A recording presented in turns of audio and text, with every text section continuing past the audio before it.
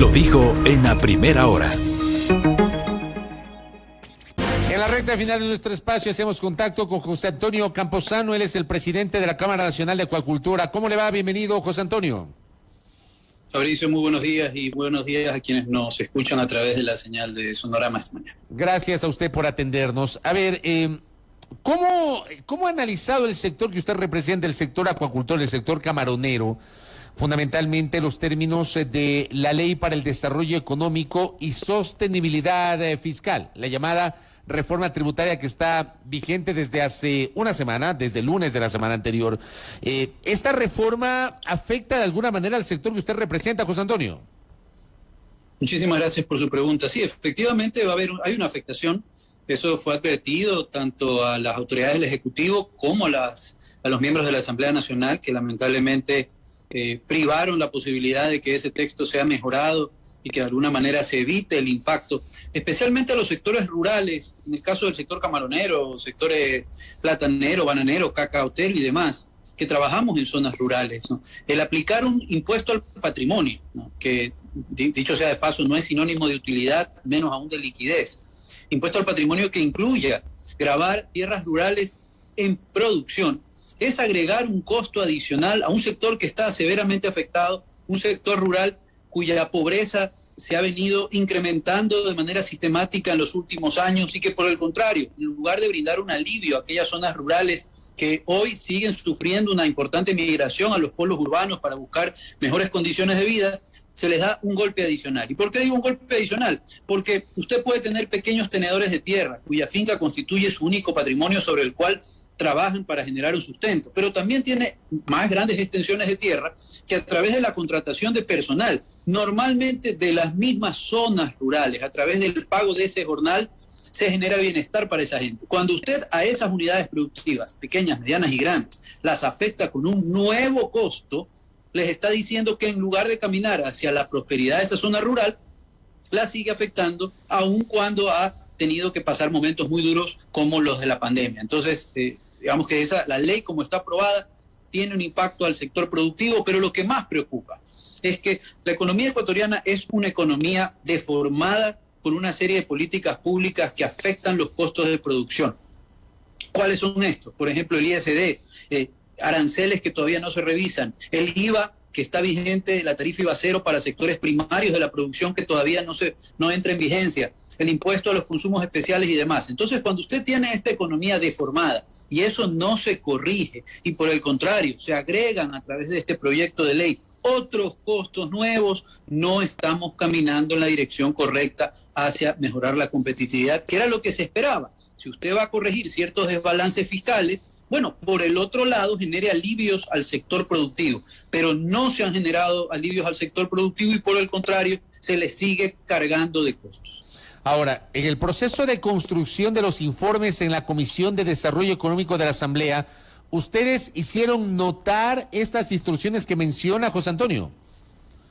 Sí, hubo varios representantes de los sectores rurales que hicieron conocer la preocupación respecto específicamente al tema de patrimonio, ¿no? Donde se afectaban economías familiares, economías, digamos que ya de personas jurídicas que contratan personas en la ruralidad y que con este nuevo golpe, digamos que no reciben el mensaje más adecuado de seguir incrementando capital productivo patrimonio productivo o contratando más personas. Pero lamentablemente usted conoce lo que sucedió. Ni siquiera los informes de mayoría, el de minoría sí, digamos que cambiaba la figura de este impuesto al patrimonio, pero creaba la figura de un impuesto mínimo en un momento en que la economía no soporta que se afecte su liquidez porque todavía las cadenas de pago están rotas. Estamos a puertas de sufrir una nueva ruptura en la cadena de valor de los sectores productivos asociados a la exportación por los problemas de contenedores.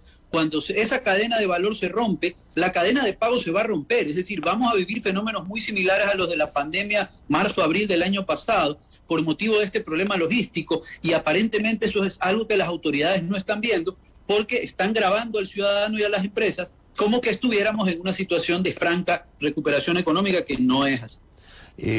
A ver, usted nos dice que en el curso de la construcción de los informes se alertó de esto, los asambleístas tomaron nota. ¿Eso querría decir entonces que el producto final, que al final fue la publicación del proyecto original, terminó afectándoles a ustedes y todo ese trabajo de 30 días no sirvió de nada, José Antonio. Correcto. Incluso sin querer, digamos que partidizar esas posturas, pero recordar usted que hubo incluso públicamente la postura de un asambleísta de la izquierda democrática indicando que sobre tierras de carácter agrícola, ahí habría que agregar agropecuario, acuícolas, no se grabaría impuesto al patrimonio. Es decir, sí se escuchaba estos temas y sí se los estaba acogiendo. Lamentablemente, recuerde cómo este proyecto pasó, ¿no? Este proyecto pasa porque un gran grupo se abstiene de votar su archivo, su negación, como se lo quiera calificar, eso lo dejo yo a los expertos, y el proyecto pasa tal cual. Incluso al Ejecutivo se le advirtió que esto también iba a generar un impacto en el sector rural, no solamente al Legislativo. El Ejecutivo también se le advirtió, pero el Ejecutivo envió el proyecto tal como ustedes lo conocen y como ha sido ya publicado al día de hoy. El proyecto ha sido publicado y está vigente tal y como originalmente el 28 de octubre fue enviado por el presidente Lasso a la Asamblea Nacional. El camino que quedaría en este momento es buscar una reforma al contenido de esta iniciativa. ¿Ustedes van a proponer algún tipo de reforma, tal vez hablando con la propia Asamblea o con las propias autoridades del Ejecutivo, José Antonio? Hay dos caminos, ¿no? Bueno, yo creo que la reforma, si es que, entramos en una vacancia legislativa en los próximos 10 días, va a ser difícil que sea aplicable, entiendo yo, para el periodo 2022-2023. O sea, este año ya no hay nada que hacer. No hay nada que hacer porque no alcanzan los tiempos, estamos 7 de diciembre. O sea, no hay forma de que se pueda aprobar algo para que rija en 2022. Tendría que ser para 2023. Exactamente. Y lo segundo, también ver la posibilidad que a través del reglamento, ¿no? Porque la ley incluso también es tan atropellada en ciertos pasajes del texto que va a requerir de un reglamento de manera inmediata para que se entienda cómo se va a aplicar esto. Entonces, a lo mejor en la figura del reglamento encontrar, no exenciones como tal, porque esas solo las puede dar la ley, pero sí, digamos que fórmulas de cálculo, qué se tomará en consideración, qué se considerará patrimonio, etcétera, etcétera. Buscar esa alternativa para evitar impactos que, como lo he dicho, hay zonas que definitivamente no están en condiciones de seguir recibiendo golpe tras golpe o aportes momentáneos tras aportes momentáneos, ¿no? Porque lamentablemente el Ecuador es un país que se ha acostumbrado a los aportes momentáneos, a los aportes por una única vez, y esto lo vivimos, por lo menos ya lo hemos vivido en los últimos 6 años, y sospechamos que en los próximos 2 años nos volverán a tocar la puerta con un aporte temporal otra vez, porque también vale la pena tocar lo siguiente. Se habla mucho de corregir el déficit fiscal, pero nosotros también como sector productivo advertimos que debe hacerse un análisis al presupuesto general del Estado para un gasto eficiente, porque ya existen instituciones del Estado, como por ejemplo el SENAE, que ya no tiene recursos de dónde recortarlo, y así usted tiene otras instituciones de las que dependen las exportaciones del país, como por ejemplo Agrocalidad, la Secretaría de Calidad y Inocuidad, el mismo ARCSA, ¿no? Que si usted sigue recortando por ahí, lo que va a generar es una afectación a las exportaciones que no podrán cumplir con los requisitos que se demandan para poder exportar, para poder enviar esos productos a los mercados de destino. Entonces tampoco se trata de recortar por recortar, porque ya lo hemos vivido antes, se mandan decretos de austeridad, entonces las autoridades luego a usted ¿qué le dicen? Lamentablemente no tengo inspectores, no tengo materiales para hacer análisis, no tengo tinta de impresora, no tengo X y Z equipos, porque desde el Ejecutivo se me ha pedido que recorte, cuando hay otras áreas donde sí se puede recortar. Entonces, es realmente un debate serio el que hay que tener, hay que sentarse con el ministro de Finanzas, él conoce de estas situaciones, ¿no? El sector productivo realmente debe ser parte de una agenda prioritaria del Ejecutivo, donde estos temas se revisen con cuidado, porque entendemos el tema del déficit fiscal, pero lo que no se puede hacer es seguir afectando instituciones de las que depende el comercio exterior ecuatoriano. Es la única vía por las cuales están ingresando divisas al día de hoy al país. José Antonio, ¿cómo están cerrando ustedes como sector el año? Un año, digamos que a diferencia del anterior, si bien es cierto, seguimos en pandemia, por lo menos hubo mayor movimiento económico, comercial y productivo. ¿Cómo cierra el sector acuicultor este 2021? Nosotros tenemos, por un lado, la satisfacción de que a través de la inversión privada, a través del esfuerzo, la diversificación de mercados que tanto se ha comentado en el país muchas veces, de la tecnificación de nuestros cultivos y demás, hemos logrado crecer el volumen de producción y exportación del sector camaronero para este año 2021. Seguimos siendo el principal producto de exportación no petrolero del país. Sostenemos 270.000 plazas de trabajo, situación que no es para nada sencilla. Sin embargo, vemos con preocupación que en las últimas 8 semanas los problemas logísticos generados fuera del país, no generados en el Ecuador, fuera del país, están afectando seriamente las exportaciones. Entonces, lo que puede ser visto como un muy buen año, gracias a ese esfuerzo privado de vender más en ciertos mercados donde no estábamos y demás, ¿no?, se va a ver empañado por el cierre del año donde hoy, al día de hoy, tenemos empresas que están procesando 30% menos de su capacidad de procesamiento, valga la redundancia, porque lamentablemente saben a ciencia cierta que no tienen espacios en los buques para poder enviar este camarón.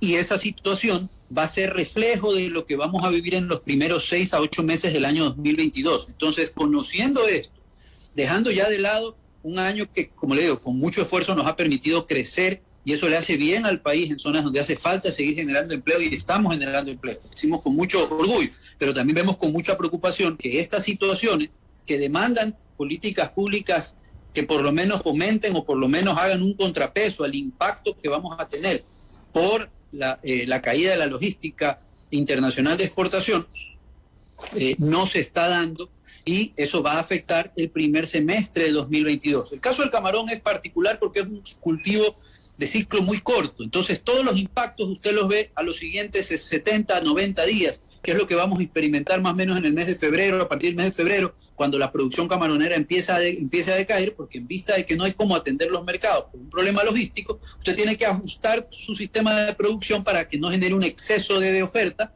¿no?, y sigamos ahondando en la caída de precios, que al día de hoy ya tiene $1.20 menos por kilo versus lo que teníamos hace apenas 9, 10 semanas atrás.